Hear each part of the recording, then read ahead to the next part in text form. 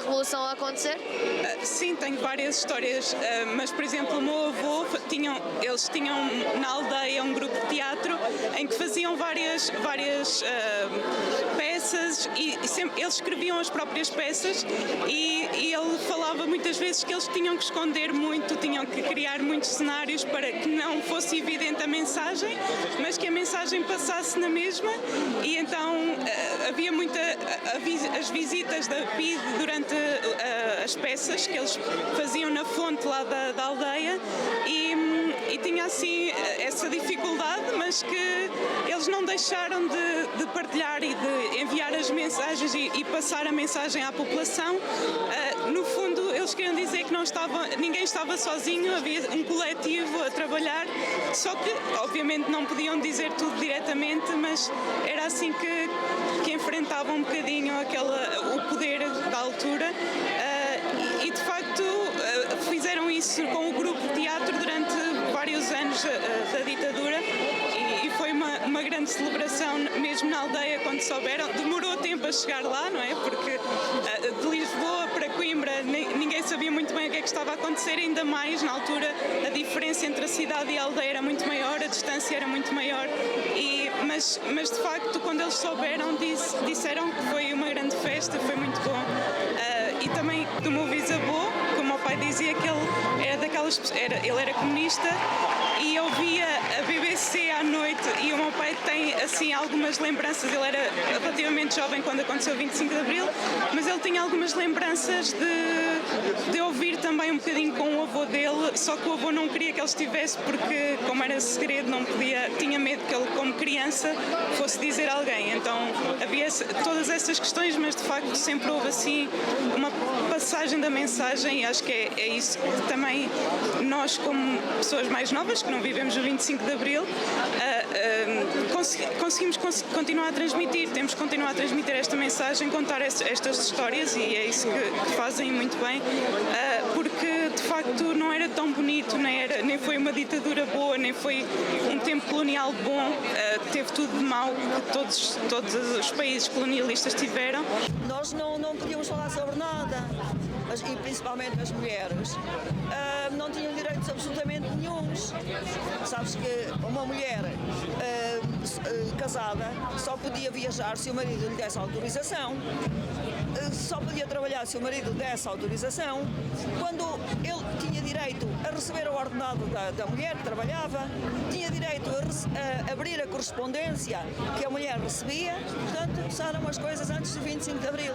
Vocês têm que ter muito cuidado e não deixar que isto volte para trás, porque estamos assim a um passinho de poder voltar para trás. Os meus pais sempre me ensinaram que não podíamos viver em ditadura porque havia a censura, havia os presos políticos, havia toda a falta de liberdade e havia a guerra. E tive a sorte que o meu pai não foi para a guerra. Ele iria para a guerra no início de maio, dá-se 25 de Abril. Eu podia não ter pai hoje, mas tenho graças ao 25 de Abril. E por isso. E as minhas filhas são negras. Eu sei que elas só podem viver aqui porque houve o 25 de Abril. Senão não poderiam, e mesmo assim estão sempre sob ameaça dos racistas que aí vêm, da extrema-direita. Então temos que estar aqui. Em 1973 fui agredido numa sala de liceu aqui em Coimbra, o Liceu Dom João III, porque andava com o emblema da oposição democrática ao peito e estava a ter uma aula de religião e moral, que era obrigatória, embora não fosse batizado. E depois o padre fez uma campanha anticomunista devido a uma intervenção minha na aula, e os meus colegas, quando eu ia a sair, arrasteiraram-me e portanto fiquei no chão cheio de sangue, etc. Isto em 1973. E os nossos pais, os três, o nosso pai foi torturado e preso político. Em Caxias. E teve em Caxias. Quando eu nasci, o meu pai não soube que eu nasci, soube através de um jornal que a minha mãe colocou notícia, e que teve que ser assim. Nasceu em Coimbra, robusta menina, de sexo feminino, mãe e filhas estão bem. Foi assim. O nosso pai foi preso político e torturado pela polícia política portuguesa de 62 a 65. Teve 3 anos nas cadeias, Caxias e Aljube, nas cadeias fascistas. E sofreu tortura de sono, agressões físicas, etc, etc, etc. Do fascismo, éramos estudantes, naturalmente, tentávamos criar e abrir a associação académica, que estava fechada, e além destas nossas lutas para lutar pela abertura da associação académica, tínhamos também sempre o desejo de que viesse um dia, logo possível, um dia que nos desse, olha, a liberdade para podermos estarmos hoje todos aqui a conviver. E nessa altura não podíamos ter essas coisas, antes do 25 de Abril. Portanto, olha, no 25 de Abril, olha, na noite do 25 de Abril andava eu, na noite do 25 de Abril, estava eu a andar a distribuir comunicados, enfim, clandestinos, não é? Mas sem saber que nessa altura estava já a decorrer o 25 de Abril. Foram tempos muito, muito bonitos, os tempos do 25 de Abril. Quem viveu antes e depois quem teve a oportunidade de viver a seguir todas as vivências que tivemos no 25 de Abril, foi a coisa, talvez, das coisas mais maravilhosas que nos podem ter acontecido na vida. Pois antes do 25 de Abril, praticamente, as pessoas tinham uma vida extremamente difícil. Havia um analfabetismo muito grande, a população não tinha o mínimo básico para viver, quer a nível da alimentação, quer a nível da cultura. As conversas de café tinham que ser muito silenciosas, em voz muito baixinha, porque ao lado podia estar um polícia da PIDE e, portanto, não havia liberdade absolutamente nenhuma. A partir do 25 de Abril fez-se luz. As pessoas vieram para a rua, foi a Revolução dos Cravos, houve uma ligação entre os revolucionários e o povo que estava a passar uma vida de 50 anos ou mais, vindo de uma guerra extremamente difícil. E, portanto, fez-se luz. Eu acho que havia sempre pessoas infiltradas e nas aldeias havia ligações que eram suspeitas, não é? Desde o Presidente da Junta de Freguesia, desde na igreja, até na igreja também havia, e, portanto, as pessoas viviam apreensivas e nunca sabiam com quem é que estavam a falar. E, portanto, nessa altura havia uma repressão tão grande, havia a guerra colonial, como já foi dita. Muitos dos jovens emigraram para a França, para a Alemanha e para outros países a fugir da guerra colonial, e depois de tanta volta, parece que as coisas ainda não estão bem. Pois não. Não estão bem. Estamos a passar agora uns tempos que às vezes que receamos pelo nosso futuro.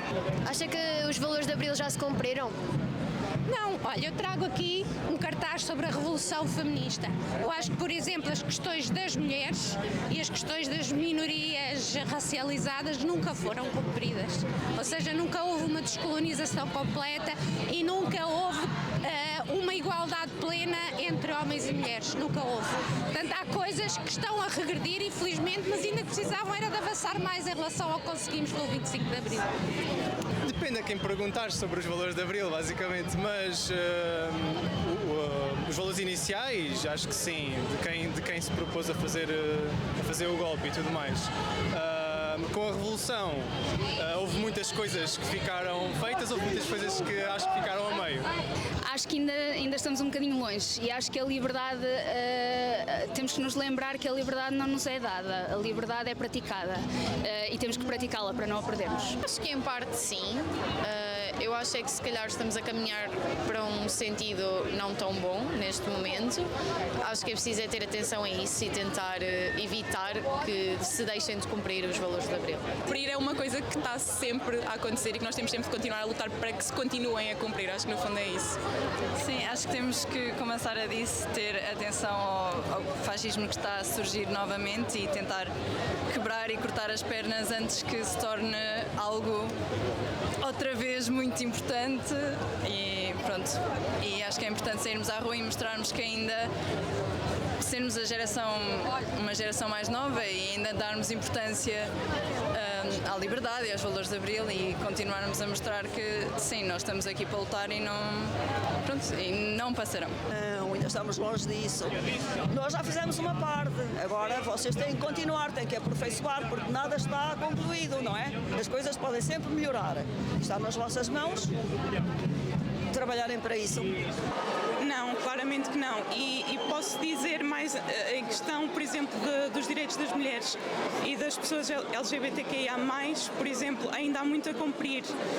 Mesmo a questão da imigração, há aqui muitas questões de direitos humanos básicos que não estão cumpridos e estão a ser questionados neste momento, e nós temos que, mais que tudo, informar e informar-nos a nós e tentar com calma e com tranquilidade passar essa mensagem.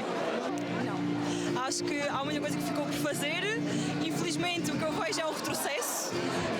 E há muito menos pessoas e agora há partidos que querem ainda mais pôr em causa as coisas que não foram feitas, e é preciso mesmo que o povo se una e que tente cumprir as coisas que ficaram por fazer, particularmente a habitação e a educação. Eu acho que é essencial, já para não falar da saúde, pronto, está como está, mas a habitação é mesmo o que é necessário agora, porque é a base de tudo, ou seja, quanto mais elitista ficar a habitação, mais elitista vai ser a educação e pronto, e por aí em diante. Não, enquanto houver grandes desigualdades, provavelmente o Abril ainda não foi cumprido. Os valores de Abril fizeram-se com avanços e retrocessos e, portanto, não se cumpriram na íntegra e com alguns receios de darmos alguns passos atrás. Mas melhor estamos, que há liberdade de expressão e pensamento e as pessoas falam à vontade, no mínimo. Ainda que os jovens neste momento estão confrontados com situações, quer com o emprego, quer com os estudos, quer com a especulação imobiliária, que é neste momento, e portanto há muita coisa ainda por fazer. Durante a ditadura de Salazar tivemos a PIDE. Achas que hoje em dia existem outras formas de censura? Sim, sem dúvida. Existem outras formas de censura, não de forma tão explícita, mas sim. Censura como há daquele tempo, penso que não. Há outras formas mais subtis, mas acho que não são as mesmas coisas. Não podemos, acho que não comparamos o mesmo nível de censura. Sim, sem dúvida, especialmente agora que nós vemos que a maior parte dos meios de comunicação e das redes sociais tendem para a direita e pertencem a milionários e a bilionários que definitivamente têm os seus próprios interesses em conta. Apesar de não haver a censura direta, há a questão dos algoritmos, há a questão das pessoas verem o conteúdo feito para mudar as opiniões de acordo com o que estas pessoas acham, e há mesmo os próprios bilionários que admitem que nós pensamos que se calhar não acontece em Portugal, mas, por exemplo, lá fora o Jeff Bezos comprou uma revista e que só pode passar as opiniões que ele concorda. Cá é mais disfarçado, mas os grupos económicos também são quem detém os meios de comunicação. Sim, existem muitas formas de censura. Eu vivo no meio académico, sou professora, e nós temos muitas formas em que o poder, por exemplo, nos cala, não é? E nomeadamente às mulheres, muitas. E outras formas, os monopólios da imprensa, das redes sociais. Portanto, há muitas redes de poder ainda infiltradas que não garantem uma liberdade completa de expressão. Se têm alguma obra que recomendariam às pessoas, como por exemplo algum livro, alguma música ou até algum autor que seja deste tema do 25 de Abril ou da Liberdade? Olha, lembro-me de uma série da RTP, 3 mulheres, que fala um bocadinho sobre Natália Correia e mais duas, a Senu e mais outra mulher que tentaram fazer algo na altura. Acho que é importante ver também uma perspectiva de que as pessoas estavam mesmo a tentar fazer o que podiam, por diferentes perspectivas. Só me lembro de uma música que se calhar começa a ser relevante outra vez, que é Casas Sim, Barracas Não. É uma grande música de protesto da altura também, e acho que é relevante outra vez hoje. O teatro Catarina e a Beleza de Matar Fascistas, que mostra um bocadinho a questão de como é que é depois do 25 de Abril, se voltarmos outra vez a ter uma ditadura, e como é que podemos tratar isso com violência ou não. É assim uma obra do Tiago Rodrigues que faz questionar muita coisa e faz-nos pensar, e se agora voltasse tudo atrás e voltássemos a uma ditadura? E acho que há muitas coisas a recomendar, mas lembrei-me dessa e acho que é muito interessante para refletir. Tens alguma frase, por exemplo, hoje tens um cartaz, tens alguma frase, por exemplo, que te tenha inspirado para a vida, ou algum outro cartaz que tenha visto aqui hoje que tenha tocado? A principal é a que eu trago hoje, sim. A minha casa, a bota abaixo, eu trouxe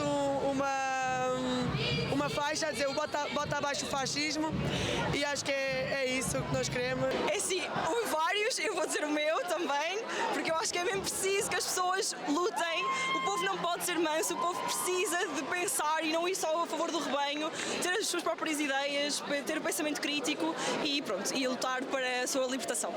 Eu acho que apesar de tudo que está a acontecer no mundo, eu acho que o mais importante é acabar estas malditas guerras. E apesar de tudo, nós temos futuro. Por tudo, vocês já viram, vocês estão aqui tão lindas. Temos futuro, Abril, temos que continuar Abril e não podemos voltar atrás nunca. Não temos que abdicar dos nossos sonhos, percebes? Porque se nós abdicarmos dos nossos sonhos, nós morremos, acabamos. Eu ontem dizia ali uma coisa, não sei se tu ouvistes. 25 de Abril foi muito alegre para mim, mas logo a seguir foi muito triste. Porque perdi a minha mãe logo a seguir, quando eles podiam ser felizes. Meus pais pediram esmola, não tenho vergonha de o dizer, eram pobres e o 25, antes do 25 de Abril era uma tragédia, era tudo muito escuro. É assim que eu consigo descrever o antes do 25 de Abril, tudo muito escuro. E os homens a cavalos sempre na rua, de um lado e do outro, as pessoas com medo. E nós não temos que ter medo. Tenham esperança, vamos continuar a nossa luta e principalmente vamos a nossa luta pela paz contra aquelas mortes na Palestina, porra.